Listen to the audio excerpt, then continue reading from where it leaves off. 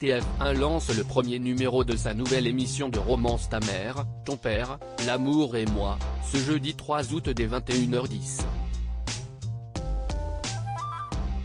Les téléspectateurs vont pouvoir faire la connaissance de Boris, un personnage haut en couleur.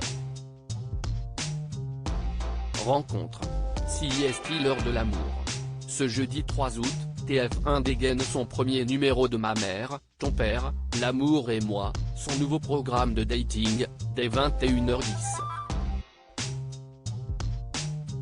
Dans cette émission présentée par Hélène Manarino, 8 parents célibataires, âgés de 38 à 56 ans, se lancent dans l'aventure de la quête de l'amour scrutée en secret par leurs enfants, dont Boris, le père de Côme, spécialiste et collectionneur du marché de l'art, âgé de 49 ans. Haut en couleur, naturel et foncièrement honnête, le quadragénaire ne va laisser personne indifférent.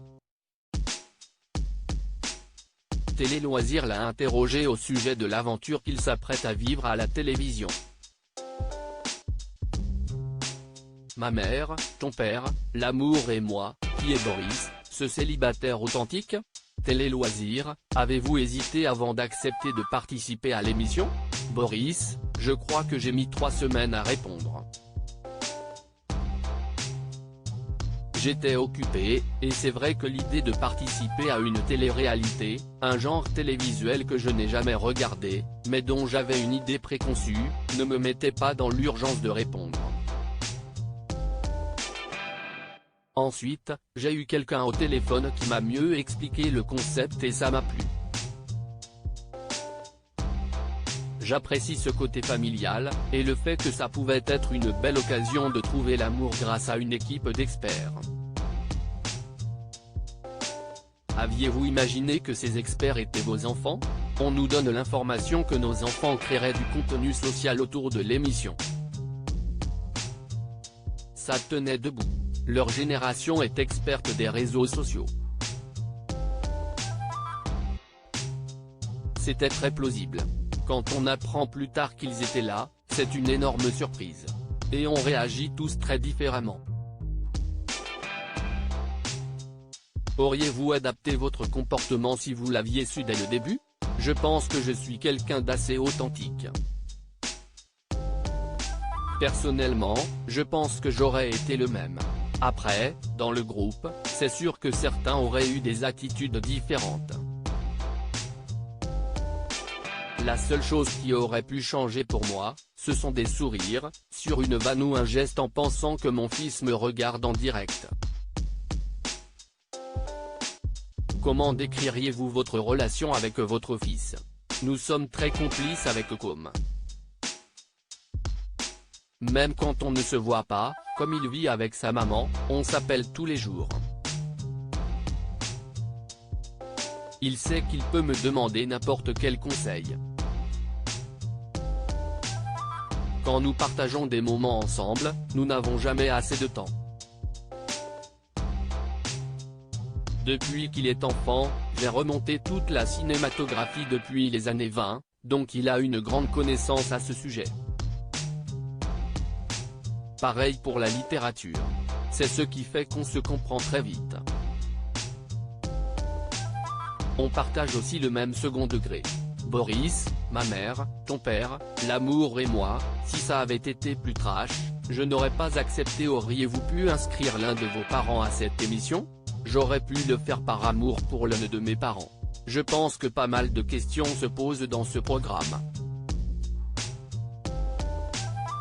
Nous évoquons beaucoup de sujets du quotidien.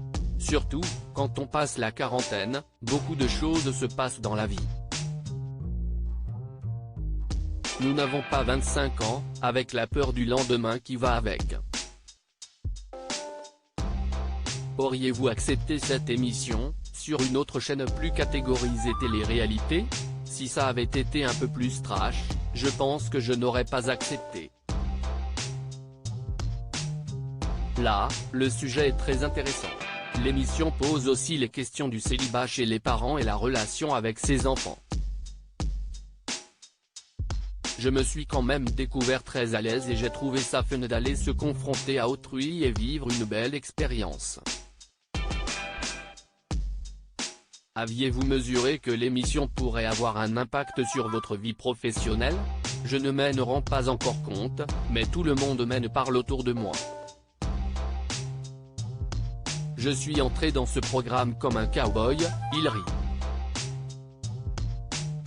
Je travaille dans les beaux-arts, si grâce à l'émission, plus de gens se rendent dans les galeries, et que je peux partager encore plus ma passion pour l'art et pour les gens qui sont dans ce milieu, alors tant mieux. Déjà sur mes réseaux sociaux, je m'efforce de rendre l'art accessible à tous, de façon pédagogique et simple, pour tenter d'ouvrir le champ des possibles.